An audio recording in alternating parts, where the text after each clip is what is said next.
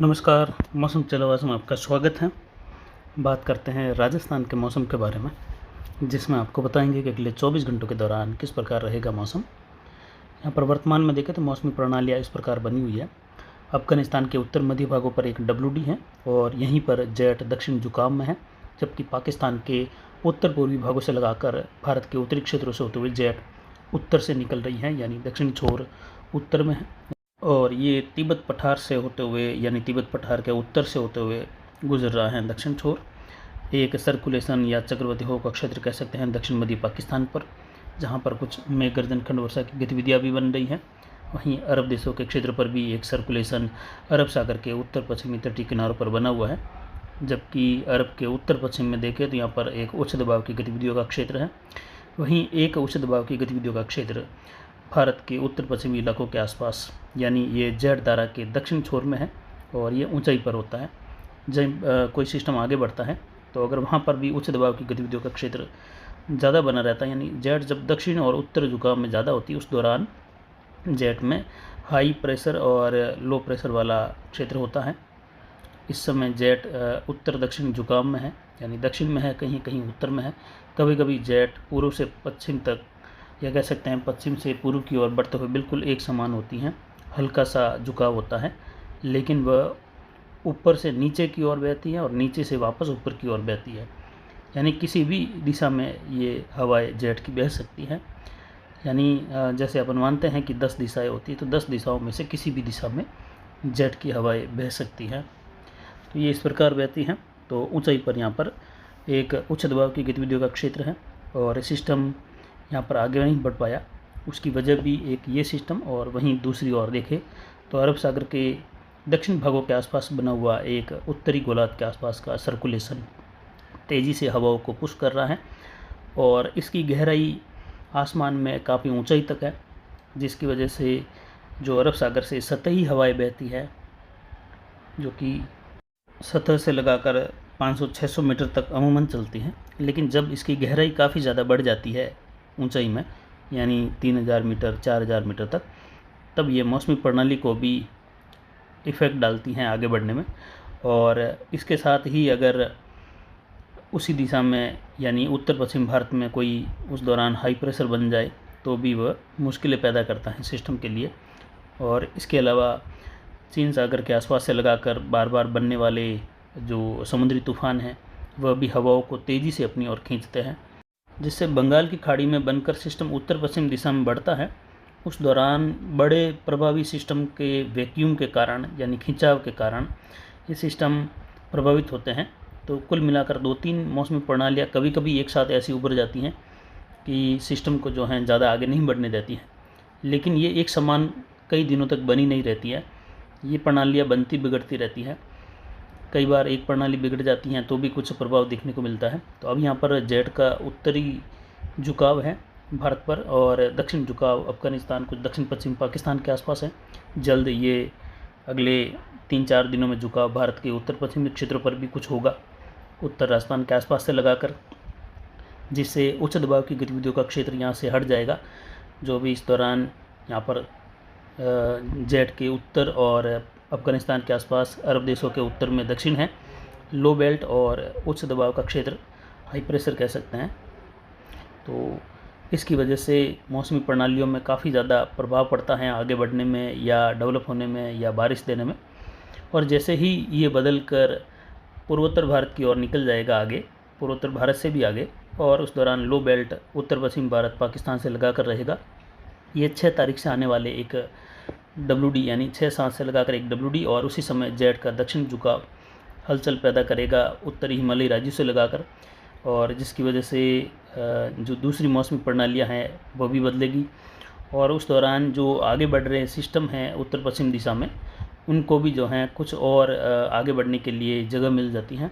तो अभी उत्तर प्रदेश के पूर्वी भागों के आसपास बना हुआ निम्न दबाव, जो पिछले दिनों में बंगाल की खाड़ी से डीप डिप्रेशन के रूप में आगे बढ़ा था, वही समय निम्न दबाव के रूप में पूर्वी उत्तर प्रदेश के आसपास, पश्चिमी बिहार के आसपास हैं। ये लगातार पूर्व दिशा में रिकर्व आगे बढ़ रहा है और ये पश्चिम बंगाल तक के क्षेत्रों तक आगे बढ़ेगा पूर्व दिशा में, जो कि पूरी मध्य प्रदेश पर आकर ही वापस रिकर्व कर गया था। और जैसे ही ये मौसमी प्रणालियाँ बदलेगी, जेट का प्रभाव बदलेगा, कुछ जो लगातार चीन सागर में तूफान बन रहे हैं उसका भी बीच में 2-4 दिनों का गैप भी अगर आता है तो वह भी उस पर प्रभाव डालेगा। तो ये सब कुछ मिली जुली मौसमी प्रणाली आगे बनने वाली हैं 4-5 दिनों में, जिससे अनुमानित ये सिस्टम दोबारा रिकर्व करके उत्तर पश्चिम दिशा में बढ़ने की उम्मीद बन रही है। और ये ट्रप के सारे उत्तर पश्चिम दिशा में बढ़ेगा। उसी दौरान पाकिस्तान के क्षेत्रों पर एक प्रभावी सिस्टम परिसंचरण तंत्र के रूप में बनेगा, जो कि अगले 24-48 घंटों के दौरान, और उसकी वजह से जो हवाएं हैं अरब सागर से लगाकर राजस्थान के क्षेत्रों में ये काफ़ी तेज़ी से चलेगी, यानी हवाएं बढ़ जाएगी कल से, और ये अगले 4 दिनों तक काफ़ी प्रभावी हवाएं 50 से 60 किलोमीटर प्रति घंटे की रफ्तार तक रहेगी। लेकिन यह हवाएं पूर्वी भारत की ओर नहीं बढ़ पाएगी। उसकी वजह रहेगी पाकिस्तान के आसपास बना हुआ परिसंचरण तंत्र रहेगा, जो हवाओं को अपनी ओर खींचेगा, जिससे और मध्य भारत में कुछ हवाएं यहाँ पर उत्तर प्रदेश के आसपास कम हो जाएगी। उस दौरान ये सिस्टम आगे बढ़ेगा उत्तर पश्चिम दिशा में, और उसी दौरान WD लगभग आगे निकल जाएगा।